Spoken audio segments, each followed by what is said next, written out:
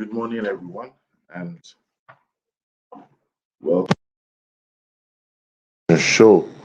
My name is Rotimi Itai, and I'm excited to be your host today as we have a great time together on the show. Remember, this is the Good Morning Education Show. Uh, we will be streaming from Lagos, Nigeria to West Africa to Africa and the entire world. The Good Morning Education Show is an information based education show that actually gives you insight and exposure into the dealings within the world of education, knowledge, and learning, and of course, development as well. And we're always excited to host you. We have tribe members, loyal tribe members, we have guests and friends who, from time to time, engage us on the show, and we are always super excited to have them around. It's always a pleasure to have them around. Of course, on the show as well, we have we have voices within the sector. We have experts. We have also we have analysts who join us from time to time on the show, and they also share their thoughts and experience and expertise on the Good Morning Education Show. Today's not going to be different. We're going to be having them still join us along the line, and we're also going to be talking about an important subject matter on the show this morning. Now, before we just take a headline or two, I would like to encourage you to subscribe to our channel if you've not done that yet, and like our videos, share our videos with everyone. Tell other people um, about us. Tell other people about us, and I believe that in a short time we would also be able to spread the word. And also, please do not hesitate to ask questions on the show. The show is information based, but then we know that there are things that also might be said or shared that may require clarity. So feel free to ask your questions on the show. And beyond questions, also feel free to make contributions as well, especially on the subject matter of the day. I would like to also say that please could you tell us your name and location where you're streaming from? We always like to hear from people.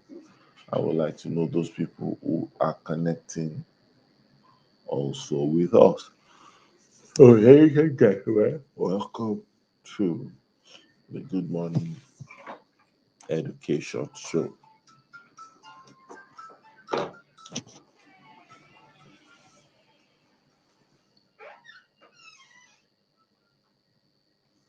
Okay, so let's get started. Today we'll be talking about managing workload. Managing workload. From time to time, we find that a lot of people have realized that having a balance is very key, critical to their existence. And I feel that that's part of the things that we need to actually open people up to. But be that as it may, um, we're going to have two headlines first, and we're going to deal with that also. So let's take the first headline. The first headline on the show this morning.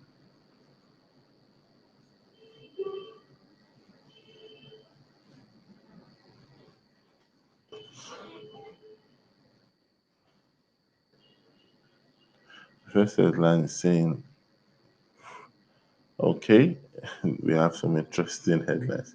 So the first one is OAU lecturer begins strike over unpaid allowance. Lecturers group differs. So that's from OAU, and seeing that there's a lot happening out there. Hope that something is done in the shortest possible time. That's for OAU. Okay, so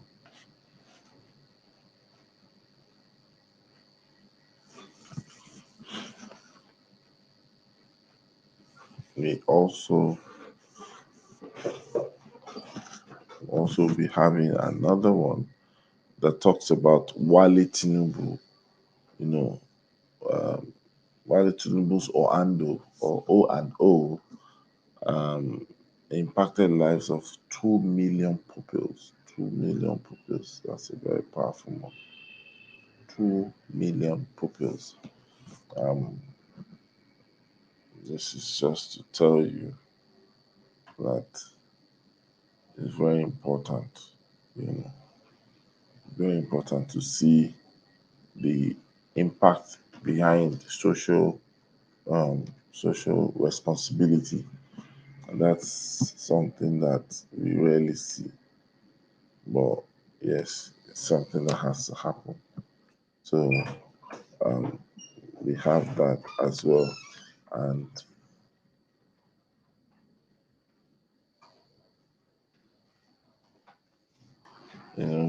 we have that as well. Um, we also have another headline. Interestingly, we have another headline that speaks on JAM. It says UTME JAM introduces two additional subjects.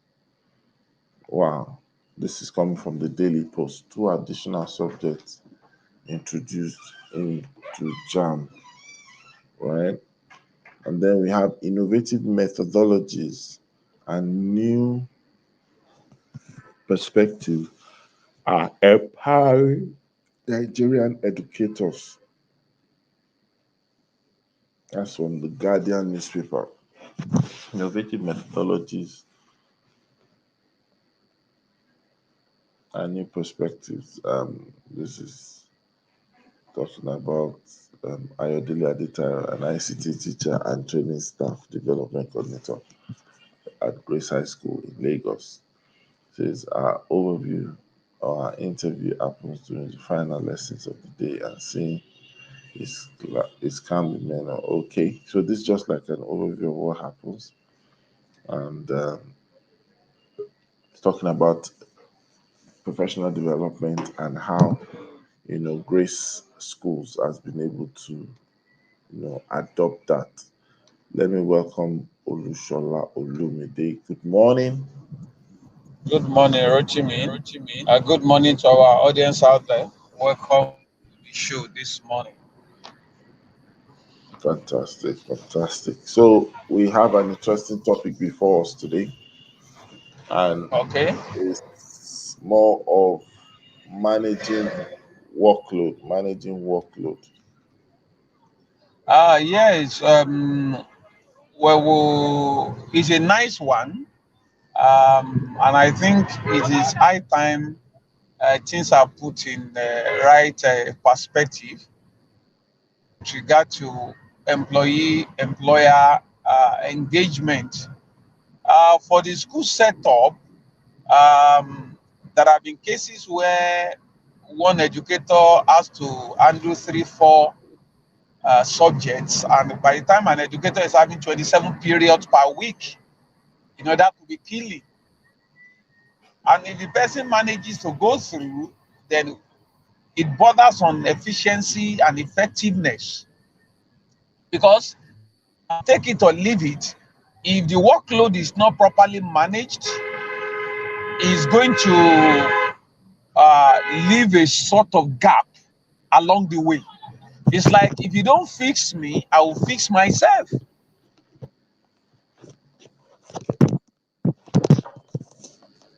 Hello. Wow, that's a bit of a challenge. The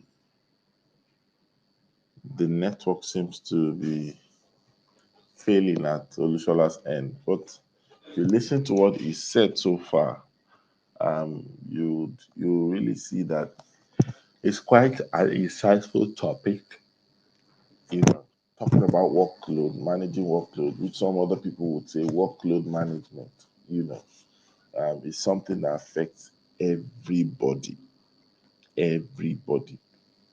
And I have some questions that I would like to um, ask Olushola Olumide. Um, but then I think the very first thing for people to understand is what exactly do we mean by managing workload? You know, is it not work, some people would say? Is it not just work, some people would say? We must appreciate the fact that we differ from one another.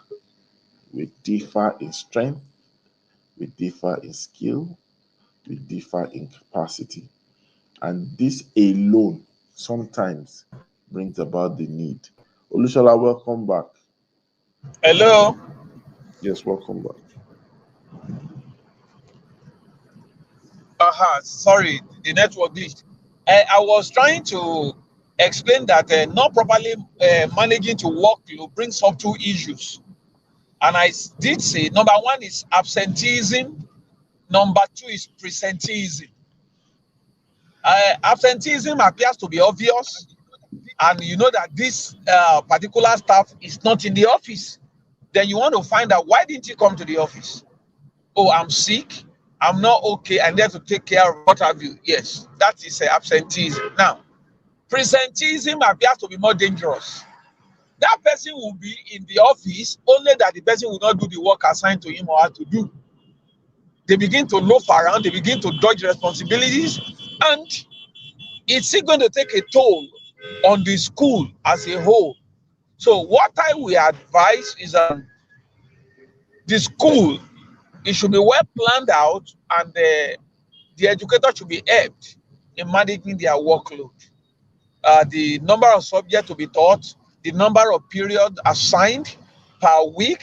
Then, after the general one, the individual has the responsibility of managing their own workload. You have to schedule yourself. You must have a workable timetable. Okay, what do I need to do?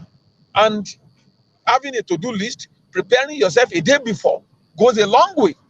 It affects your effectiveness, it affects the productivity. And you look at it, what am I supposed to do from social time to social time? From social time to social time, what am I supposed to do? And of course, in the midst of all that, you have to inculcate your rest so that you don't burn out. So the school has their duty, then individual staff also have his or her own duty in managing the workload. It's not that we close by 2, we are going to do remedial from 2 to 5. After 2 to 5, then 5 to 6, we are doing the briefing or whatever. When will the educators get home? When do they even have time for themselves, for their life, for their families? How are they going to manage? They are supposed to rest, they are supposed to sleep, they are supposed to either write a lesson note and prepare for the following day. And it keeps running like that from Monday to Friday, and at times some Saturday. They have some other extracurricular, they have some other parts, other life to live, which ought to also blossom. So we shouldn't kill them with work in the name of after I'm paying them.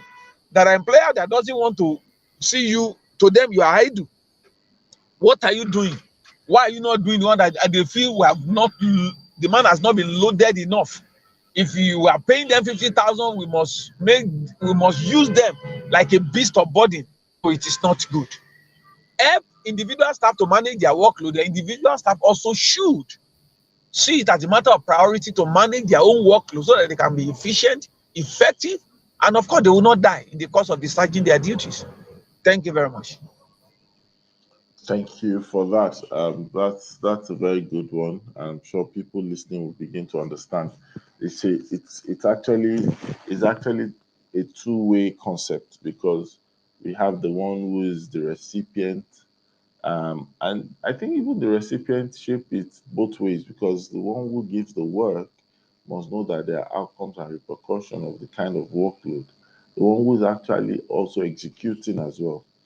And I was trying to tell people that look, people need to understand that to manage workload also something that requires It requires a bit of planning because work in itself, work in itself might not necessarily be that burdensome. It's most times the fact that it comes without structure, allocation, and planning, That you is know. it. And so when you look at it, it doesn't mean it will not take a toll, but the difference is always clear. And it's the goal behind managing workload is actually, in your own words, maximization. The goal is to help to maximize output and performance in every possible way, you know. And I love the fact that he said that, sometimes it can be so overwhelming that you begin to see people make excuses just to avoid work. And that's why some people have come up with that, oh God is Monday concept, because they know that, oh, Monday has come again. While when it's Friday, they now say, thank Thank God it's God, Friday. Friday. Yeah. So the question that we need to now ask is for people out there to see this as a practical thing, while we are not trying to promote laziness or whatever how you call it, are there tips for effective workload management? I believe there are. What are those tips that you could share? Yes. Thank you very much, Rotimi. There are tips. And number one, I want to start out from the employees. Listen and listen very well. For every assignment you dodge, you lose the privilege of that experience. You are not helping yourself. Of course, I know at times our system is so porous, it aids and abets laziness and making people to loaf around. But when it gets to real expertise, you develop like that along the line of your job. But if you keep dodging over the years, even the Holy Read put it that if you have been unfaithful in another man's work, who is going to give you that which even belongs to you? So, as we have said, number one, there is need for proper planning. Yes, and that begins with to-do list. What do I need to do? What do I not to do? So when you know that, there are times uh,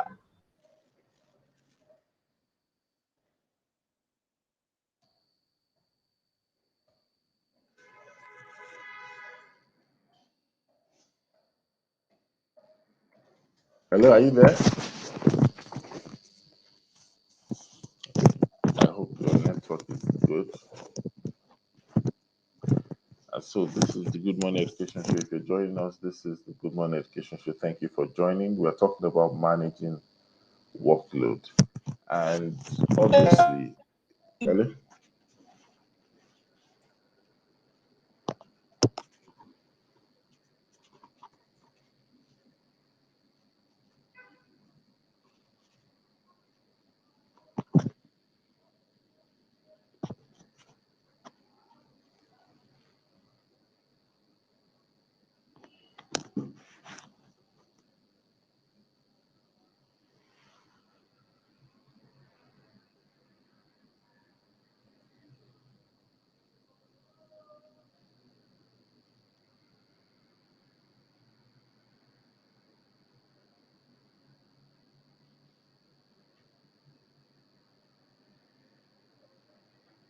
hello, Olushola, are you there?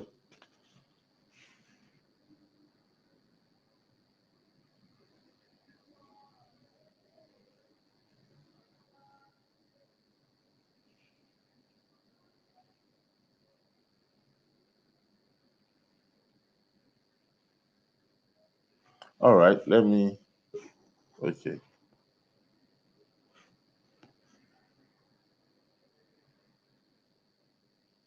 hello, are you there now? hello, hello. Yes, can you hear me? Yes, it's better, much better. Yes, the network is combating me this morning. So I spoke about to-do list. I then spoke about setting the goal, the bigger goal, then break it down into bits: Monday, Tuesday, Wednesday, Thursday, Friday. Then another thing I also think can also help you on your helping you on your workload. Where there is need for delegation, you have to delegate. uh, you don't become a master of all. Don't put all the load on your head. uh, the one you need to push out, or so and so do this, so and so do that, you do this, so that the elephant can be broken down into pieces, then we can pick it at a time. Then take care of your mental health. We can't talk about that too much. Take care of your mental health and be in the best frame of mind. And because your own front also matters when things go wrong, either with the spouse or with the children or with a family member. So that gives an issue and makes the whole thing environment so cloudy. So take care of your mental health. I will also tell you rest, because at times when you are working, you begin by assimilating at an increasing rate. Then as it goes on, you keep assimilating, but the assimilation begins to grow at a decreasing rate. At that junction, let it be, go and rest. It's like a farmer or somebody trying to cut a tree. When the axe becomes blunt, you exert more energy. If care is not taken, you get yourself wounded. So take time off, go and sharpen the axe so that you can come out bigger and better. Then there should be relaxation. Relax. That's why some school we have a learning out of the class. Yes, unwind, rewind, go out and play, do extracurricular. It doesn't have to be work, work, work, work, and work. And I think that will really help in you being at optimal level. And of course, like I said earlier on, there should be a discussion.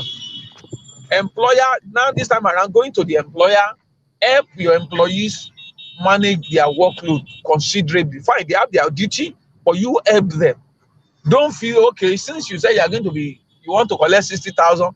No problem. We will use that 60,000 out of your body. But when they are in their best state of mind, the better for you, the better for the school. And they also give their best to the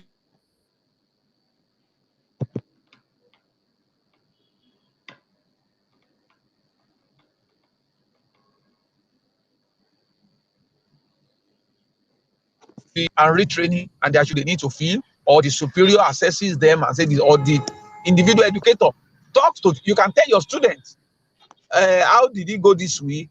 So, and some of them maybe not, or 1 2 3, you know, they are very sound, and you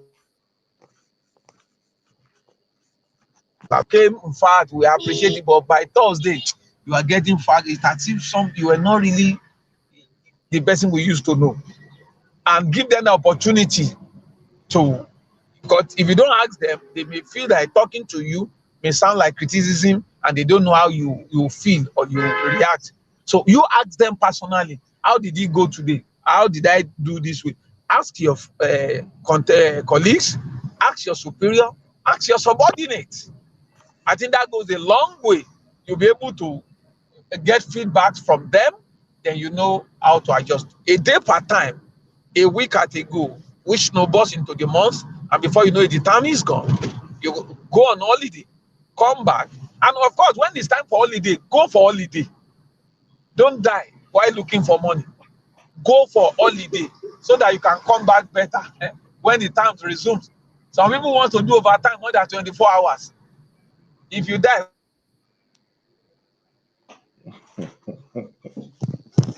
Interesting. Hello, are you there? yes, I'm here, I'm here, I'm here, I'm here. Thank you. So, some people believe that get rich or die while trying. Well, yeah, you know what? I think it's a mindset thing, and may we not be conditioned to poverty. Some people Amen. it's not easy. They've suffered and they are like, whoo, I will do anything possible. But it's not really by struggling. Yes, there are times you are at the bottom of the pyramid, but as you grow, as you climb higher, it is your expertise, your network, your work that begins to speak for you. And negotiation will come. And like you always say, Years of experience is a gold mine we sit on. You wouldn't have worked 10 years and you are not better off a new entrant. No. That means you only wasted those years. It's either you were dodging, you were loafing, and you were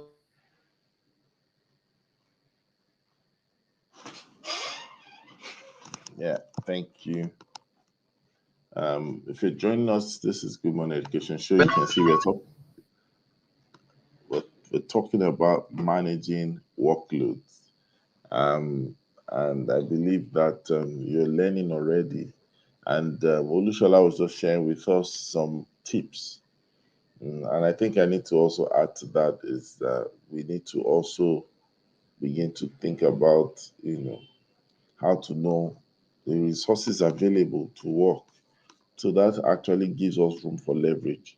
We must, like you said, estimate tasks and set achievable timelines. And one important thing is planning. Planning is very, very important. We must plan, we must plan, we must plan. Now I have a question that I would like to ask, right? Um, now when you find that you are in a high pressured zone or high pressured environment and you already have a lot of workload, and these things are quite important and essential, what should one do? You know, should one just drop it off and pack it up and just say, I can't keep myself? What should be our disposition? Oh, Ishola is not there. So the question is, what should be our disposition? I believe that, um, you know, it's very important for us to think about things from the angle of scheduling and responsiveness. We must begin to ask people, you know, and also share with people to be able to make sure the load is not too much. Olushola, did you hear the question? Hello? Hello, are you there? Your mic is muted. yes, I'm there. Did I'm you get there. the question I asked? Hello, I can hear you. Yes, sir. No, I didn't get the Did you question. get the question? Okay, I was asking a No, question no, now. no, no. So now, I didn't get the question, please. Yes. so imagine you are dealing with a lot of workload, right? And I want practical answers to that. Now, the load of work is much, and they are all important, asking for attention the same period of time. What should be the way out? What should be our disposition? Now, the what I guess that the work is much, and what is your disposition? I didn't get the word in between. Yes, what should be our disposition? Should we pack it all up and just go? We can't kill ourselves. No. You can't pack. You can't pack it all. Though all are important. Number one, prioritize them based on their deadline. Prioritize them based on their deadlines. Number two, you need to work extra hours. It's not going to be every day that work will pile up that much. But for me, what I have found out is this. We need to beware of procrastination. You know the way the mind works. When the when the deadline is far away, there is a way the mind seduces the brain that you have a lot of time to work. Yes, research has proven that when your deadline is far away, your mind begins to seduce your brain that don't worry, you still have a lot of time. So the brain will not just go into action. But when the deadline is coming, there is this appropriate moderate anxiety, provided you can manage it at that level. For some people, the anxiety goes overboard, that becomes an issue. So you need an appropriate dose of anxiety in order to get your work done and meet deadline. So what you do, prioritize and work extra hour. For me, I can just decide to, if I have deadlines, one thing I've discovered is this: no matter how tired I am, resume coming back from office, so though tired and what have you, I will still be able to sit up late. So if I didn't do it, it's because I chose not to do it, or I'm just pampering myself. But when it's time to work,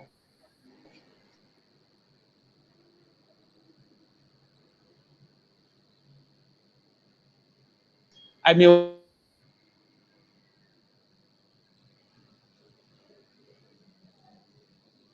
Hello, are you there, Olushola? I can't hear you.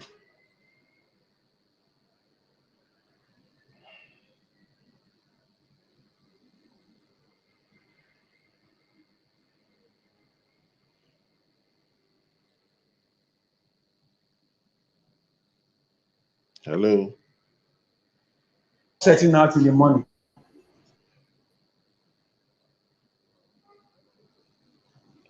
Hello, can you hear me?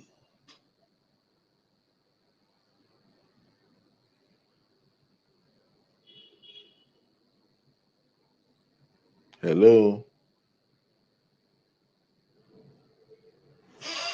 All right. So while we're trying to get Olushola's connection, I'm sure you're all learning and gleaning from the conversation of the day, managing workload.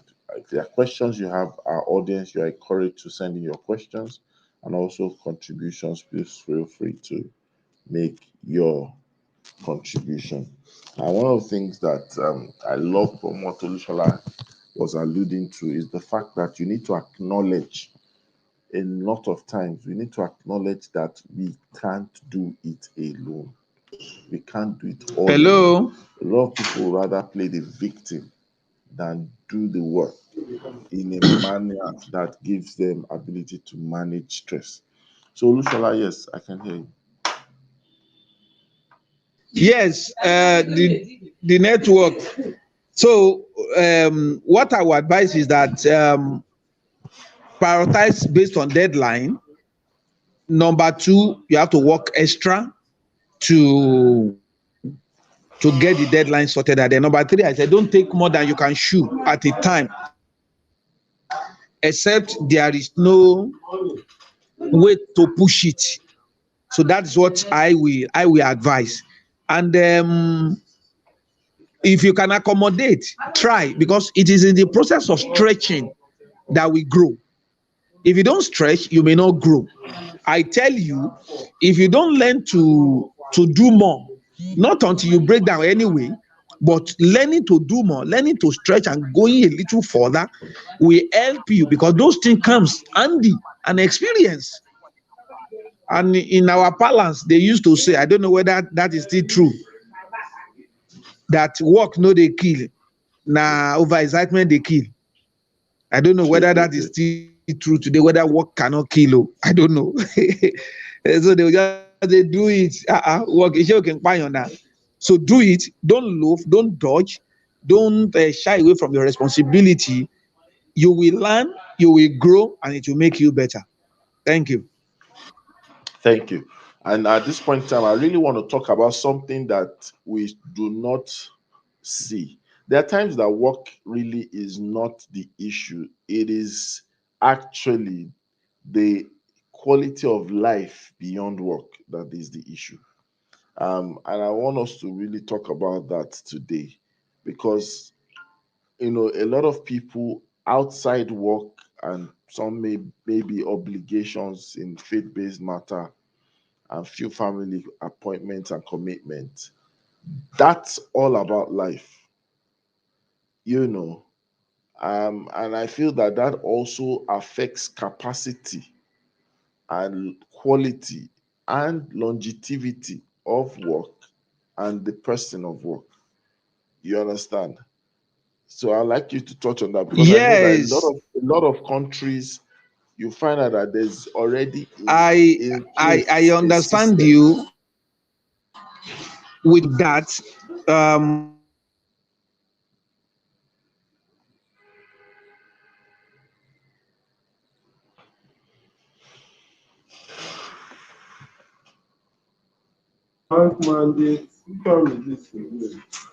Hello? Hello, I can hear you. Go ahead. Yes, I'm asking you the question that how do we deal with that? Yes, you are right.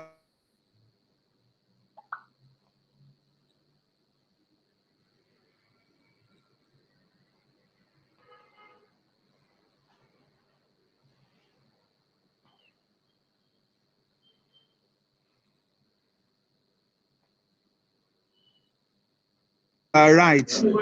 Um, Culture of laziness. And what I mean by that is that I push it to you, you also push it to me, or you push it to somebody else. Nobody is trying uh, to be responsible. The only thing people are there to be responsible to is when salary is coming or anything that has to do with money. If you tell them that you are not working, we will reduce your salary, they are ready to set the organization on fire. But they are not really, you build capacity by training or by learning on the job. Like you said, when it comes to faith-based organization, there is a whole lot to do as far as that is concerned, because people believe that because I have been around for a while, automatically I should be placed on a position. Whether I can handle the position or not, no. And when you bring somebody who is more efficient, who can deliver on the job, there will be internal wrangling, politicking will start. Some will even say, when did this one come that they are giving this person this? And you know, we whip a lot of sentiment. And when you try to tell them that no, it's not about whether you have been around for long. Can you deliver on the job? Can you get this job done? And the way faith-based organizations go about doing it is also seen in government circles. That promotion is almost automatic. And whether you are better or whether you have improved or you have not improved, every 3 years you are promoted. And that is why we have a lot of rods. But when we promote based on expertise and experience and deliverables and the values we can create, everybody will sit up. Though they will fight it, though people will try to sabotage the process, because some people will stop at nothing. They will do anything possible to make that thing not to work. They are not ready to work. They are not, I can't kill myself. Oh. Don't come and kill me for my children. And you are not working. So I think for faith-based organization, for government establishments, sentiment should be put aside. When you can deliver on the job, you deliver and we see it. But if you are measuring the position you occupy by the number of years you have spent in the organization, I think that is counterproductive.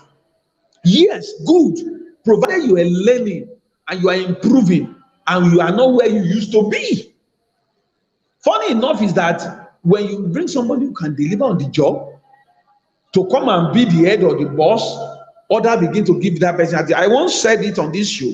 I resumed a work when the person that was supposed to take me out abandoned me on the field and felt because I came in newly and they placed me above him, and I should go ahead and be figuring things out. You know? So these are some of the things. We should not trade off competence on the altar of mediocrity. We have seen too much of that in this part of the world. And people begin to patch things and just continue like that. You know, it's been here. This is his 25th year. How can we make somebody who came 10 years ago his boss? What are we talking about? Is he delivering on the job? Is he trainable? Is he going out of his way to get better? Or is just constituting a cabal with other people just counting years and not adding value? These are things that needs to be checked. Thank you. Thank you very much. I still would want us to dwell on that a little bit, but this time around, in terms of lifestyle and quality of life, I know that it's a thing of class to see people subscribe to gyms, swimming, um, subscribe to squash, tennis playing, and the likes. A lot of people don't even have provision for that in their timetable for themselves. So it's just a triangular approach. You go to work, you go to mosque, you go to church, you go to the house, that kind of thing. Even at home, some people can't even walk. Those who have the privilege to have closed, they live in a close, not a street or estate.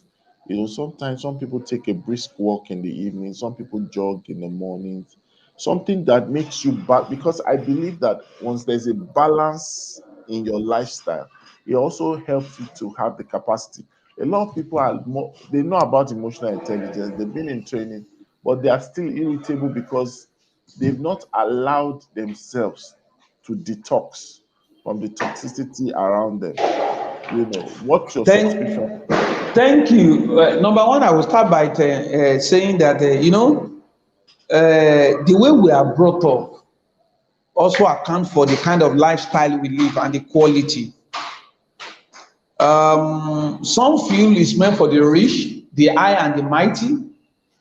Over time, some don't see it's like going on sporting activity is a waste of your time. They say there is no time, so why do you give room for sport? Meanwhile, that same time they refuse to give for those things, they can use it for something that is less meaningful or something that contributes less to their life. I think it's a way of orientating people, reorientating them, and making them know that there's nothing wrong with this thing. It keeps you fit, not only fit physically, it keeps you fit mentally. I will tell you a story, and that's one thing. Keeping fit matters. It affects in fact, it affects the fluidity not only of your body but of your brain and mind. When I was actively playing football in my teenage years, I was so active, but I had a small stature, and I happened to be the goalkeeper. And you know how a goalpost looks, how big a goalpost can be. And here is this tiny boy standing between the posts. I know I have a friend. He will look at me and say, "This boy, I will kill you with this round leather ball." We will laugh. But I trained a lot. Early morning, 7 a.m., I'm on my way, do a lot of running around, Then by 4 p.m., I'm back. Then we had a competition. I was about the youngest. I was the youngest goalkeeper, number one. Then maybe secondly, stature-wise. But people found it difficult because my street eventually went on to win the cup. People kept wondering, are you telling me this is the small thing they put in front of the goalpost for a competition of this magnitude? They said, that's the goalkeeper we are. I tell you, there are shots placed that even the person who played the shot will have thought that it's still inside the net. They will just see the small thing catch the ball. The people will be wondering, how did you get to that place? Ordinarily, if I was not well trained, if I stretched that much, I was going to suffer a sort of tear. So many people suffer tear emotionally, psychologically, because they are not training. So by the time they endeavor to stretch, the next thing is that they break down. But if you have been used to, in fact, your mind comes up and comes alive. The way you reason, the way you think, because your blood vessels, the arteries, they are working. And the way our body is compacted together, everything aligns. The physical body, the blood vessels, the water that flows, the bone, the joint, the sinews, the muscle, everything works together. And our mind, though invisible, but works with the brain. But when those things are not stretched, are not trained, are not flexible, when you give a task, I think people should look into that. I think more people are getting aware. Then at times when people feel, I'll go and be jogging. When I'm still looking to make it, when I'm still hustling, that time I'm using to jog. I should be on the road looking for money, moving from school to go and do a PP. From one PP, 4 to 6, I go to another 6:30 to 8:30. If not that they want to sleep in the house of the student, they want to go to another place to go and do 8:30 to 10:30. But